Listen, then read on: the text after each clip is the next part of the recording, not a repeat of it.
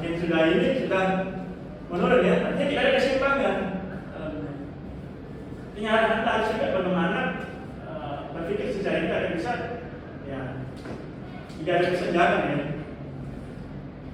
Oke, lanjut ya.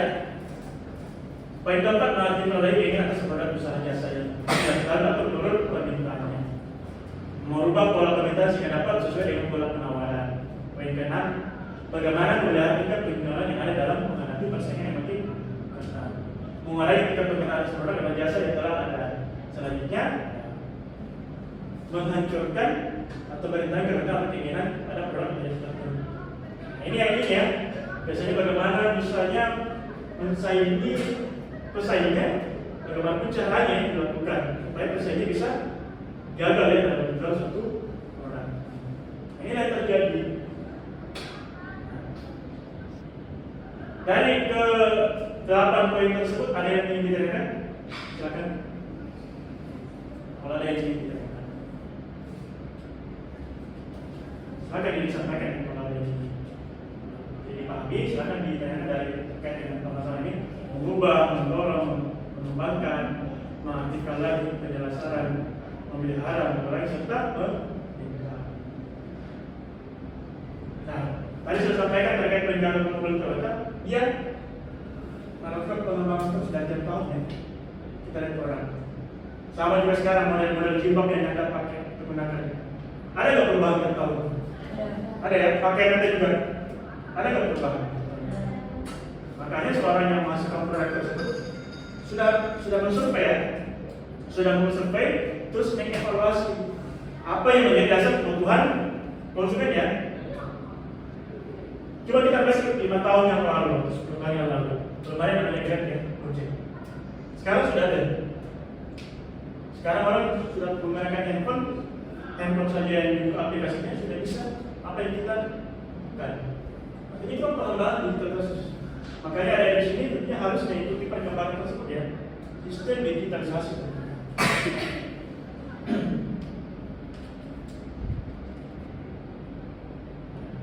Selanjutnya, bagaimana menghadapi persaingan di pasar? Kita lihat dari bagaimana produknya, bagaimana menghasilkan produk, bagaimana menjual, bagaimana permasalahannya dan bagaimana sosial marketingnya. Ini yang terjadi karena konsumen melihat dari produknya, melihat juga dari kepercayaan daripada produk tersebut ya. Kalau konsumen tidak percaya dengan produk tersebut, apakah dia akan membeli? Tidak. Karena belum ada rasa percaya diri ya. Sama yang Anda gunakan sekarang mungkin makeup atau mungkin parfum ya. Kalau Anda sudah percaya, pasti akan Anda yakini untuk membeli produk tersebut dan akan menjadi kontinu ya berkelanjutan. Karena Anda sudah percaya dengan barang tersebut. Bagaimana seorang marketing memasarkan produknya tentunya untuk mempengaruhi konsumen. Terus dia juga dari sosial marketingnya. Nah, saya tanya kepada Anda, misalnya kalau ada satu produk yang digunakan oleh teman Anda, terus bagus produknya, misalkan si A ya seperti ini. Anda menggunakan satu produk terus bagus, biasanya Anda menyampaikan ke teman Anda kan? Dan teman Anda juga menggunakan produk tersebut dan terpercaya, dia sampai menyampaikan ke teman-temannya sehingga terjadi sharing informasi ya.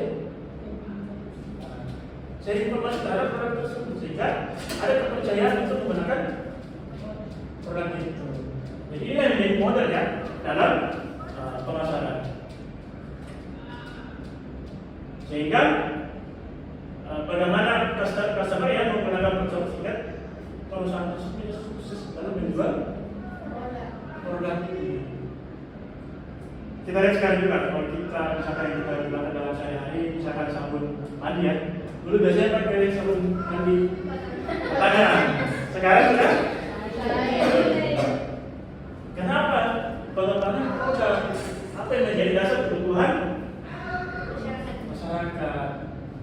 Makanya Anda kalau misalkan di kemudian hari Anda jadi pengusaha, Anda harus melihat apa yang menjadi keinginan masyarakat. Apa yang menjadi dasar kebutuhan konsumen. Sehingga Anda dalam menjual suatu produk tentunya bisa laris ya, bisa dipilih oleh konsumen. Jangan sampai Anda menghasilkan produk banyak tapi tidak terjual lagi. Nah, selain itu harganya juga Anda harus lihat bagaimana daya beli konsumen. Dan Anda harus ada hitung-hitungan. Misalnya Anda menjual satu pakaian perempuan ya, Anda harus lihat trennya seperti apa trennya. Daya beli masyarakat juga harus tahu. Kalau misalkan ibu pejabat pengusaha, kalau misalkan harga sesuatu itu mungkin tidak memberatkan. Tapi kalau di kalangan yang di bawah itu, keinginan ada kemampuan yang tidak ada untuk membeli barang tersebut. Padahal kalau kita pikir kegunaan sama, manfaatnya sama, cuma kan branding. Saya misalnya di sini dalam menggunakan suatu produk, apakah melihat brandingnya atau harganya? Ya? Harganya. Dan nanti di mata 10 tahun ke depan, Anda tidak melihat lagi harga, akan melihat branding. Karena Anda akan percaya diri untuk menggunakan atau memakai produk tersebut. Tapi sekarang kan sudah banyak KW ya? Sudah banyak KW kan? Sudah banyak KW di pasar sebetulnya. Tapi kan kalau kita lihat kegunaan rokok kan sama untuk melindungi kita dari misalnya debu, pakaian kita yang sama kan? Tapi kan kembali kepada brandingnya. Dan mungkin tidak dari daya tahan di luar kualitas. Jadi macam-macam cara berpikir konsumen ya dalam membeli satu. Sisa Anda nantinya bagaimana merubah mindset konsumen itu. Anda mempengaruhi konsumen tersebut untuk menjual produk. Baik, sampai di sini ada pertanyaan, silakan boleh ditanyakan terkait dengan konsep dasar manajemen. Ada yang ini?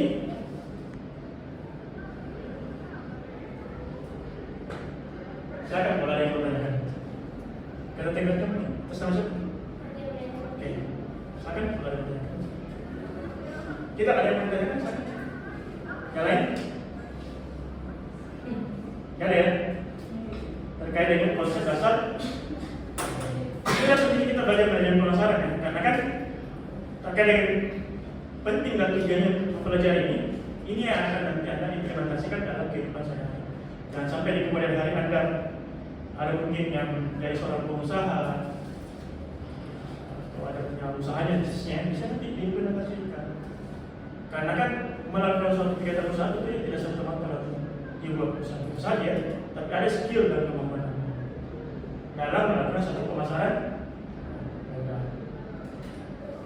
Ada pertanyaan? Ada ya? Jadi cukup jelas ya penyampaian saya. Baik, kalau tidak ada, kita cukup pada pagi hari ini. Terima kasih atas kesempatannya. Nanti kita lanjut lagi materinya terkait dengan mata kuliah manajemen.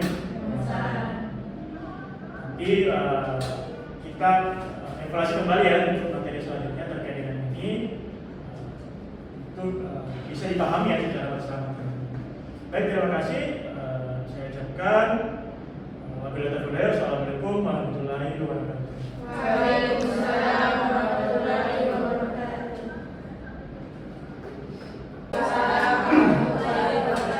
Selamat pagi, salam sejahtera buat kita semua. Alhamdulillahirrahmanirrahim. Wassalamualaikum warahmatullahi wabarakatuh. Saya Muhammad Walana Sabio dan Insya Allah pada pagi hari ini kita akan mempelajari terkait dengan mata kuliah manajemen pemasaran ya. Itu materi konsep dasar manajemen. Nah, untuk memulai proses kita pada pagi hari ini, mungkin bisa dimulai berdoa ya. Bisa dipimpin oleh kakak tingkatnya, silakan. Sebelum memulai pelajaran kali ini, marilah kita bersama-sama berdoa. Alhamdulillah wa la ilaha illallah wallahu akbar. A'udzu billahi minasy syaithanir rajim. Bismillahirrahmanirrahim. Alhamdulillahirabbil alamin. Allahumma shalli ala sayyidina Muhammad wa ala ali sayyidina Muhammad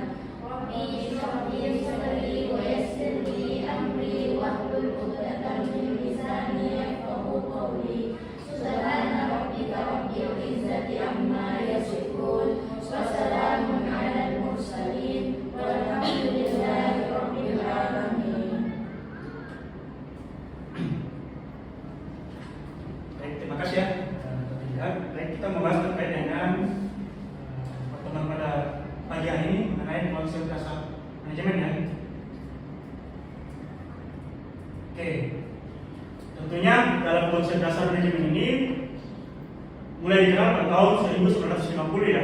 Awal mulanya terkait dengan manajemen pemasaran. Nah, tentunya pada saat itu sudah ada perusahaan ya yang menjalankan pemasaran yang cukup dengan dua kata saja, buat dan jual. Artinya harus sesuatu yang dibuat terus dijual kan? Dan ini memperoleh satu keuntungan atau profit bagi perusahaan tersebut. Nah, tentunya para penguasa mengatakan ini produk yang dibuat, tentunya silakan Anda beli. Itu pada saat tahun 1950-an ya. Nah, sekarang kita lihat era digital sekarang sudah berkembang ya. Kalau kita lihat aplikasi-aplikasi dalam proses penjualan satu barang, ada Shopee, ada Lazada, dan beberapa lagi ya, untuk proses bentuk pemasaran dari apa yang dijual oleh perusahaan tersebut. Nah, selanjutnya tentunya kita lihat orientasi pada saat itu berpusat hanya pada produk pelanggan dan tidak pernah ditempatkan kepada posisi yang tertinggi ya. Di sini produk apapun yang akan dibuat, tentunya pelanggan akan membeli. Oke, selanjutnya bagaimana konsep dasar perusahaan sekarang dan yang akan datang. Nah, ini waktu pada tahun 1950. Nah, sekarang tahun 2023 tentunya ada perkembangan digitalisasi kan. Sekarang kalau misalkan konsumen ingin membeli suatu produk, cuma di rumah atau di tempat ini buka aplikasi Shopee atau Lazada sudah bisa membeli produk ya, sesuai dengan apa yang dipasarkan oleh perusahaan tersebut. Nah, marketplace kan, ada marketplace. Apalagi selain Shopee, Lazada, marketplace, Tokopedia ya. Artinya di sini bagaimana dalam konsep dasar manajemen ini bisa mempengaruhi konsumennya dalam membeli suatu produk. Dan semakin tahu semakin berkembang ya, semakin sistem pasar ya sudah dibina.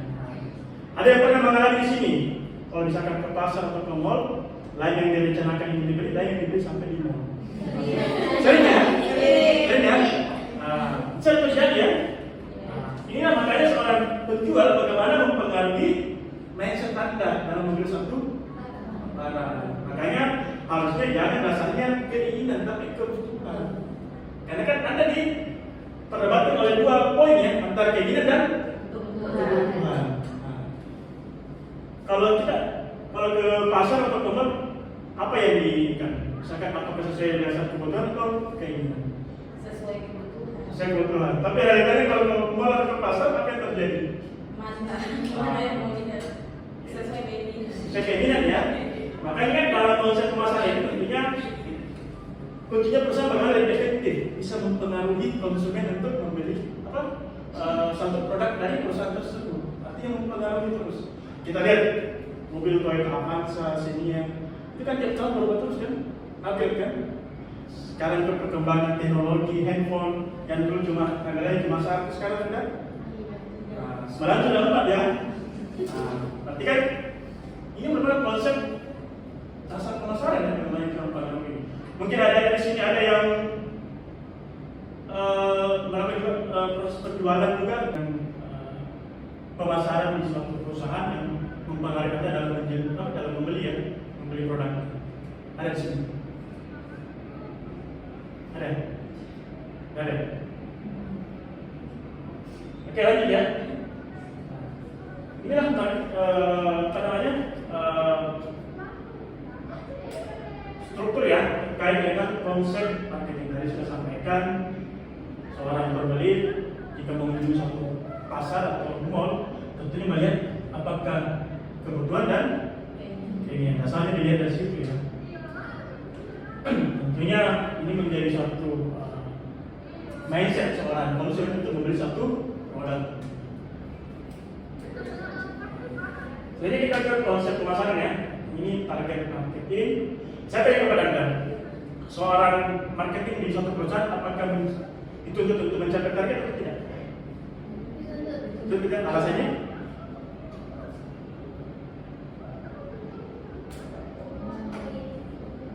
Itu mencapai apa? Capai target ya, apalagi?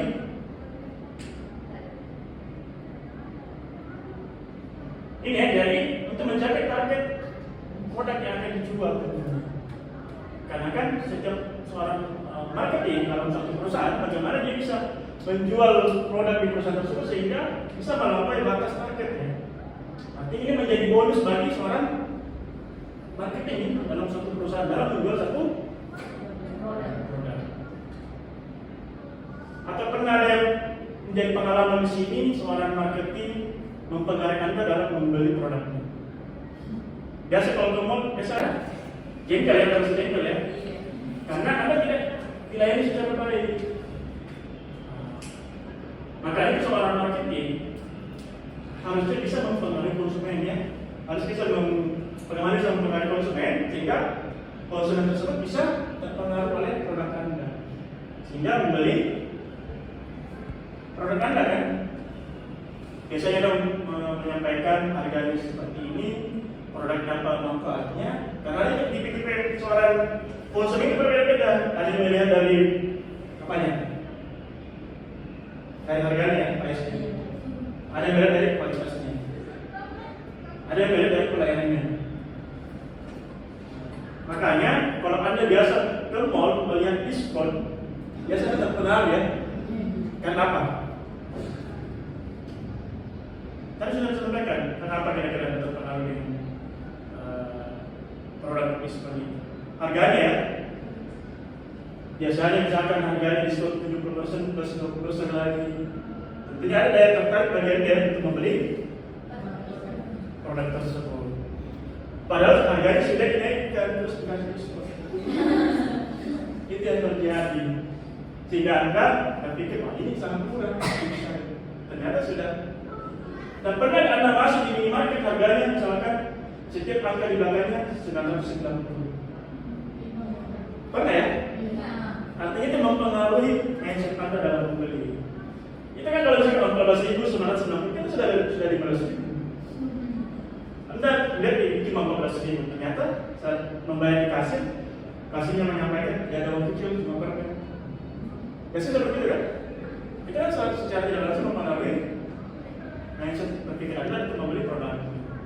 Oke, ada pertanyaan sampai di sini? Silakan. Terkait dengan konsep dasar manajemen, ada yang mau tanyakan? Silakan, mulai dari pertanyaan. Silakan, ada pertanyaan? Oke. Ya? Belum ya? Oke. Kita lihat dari customers. Biasanya dia terpengaruh ya dalam menentukan produk apa yang dibeli.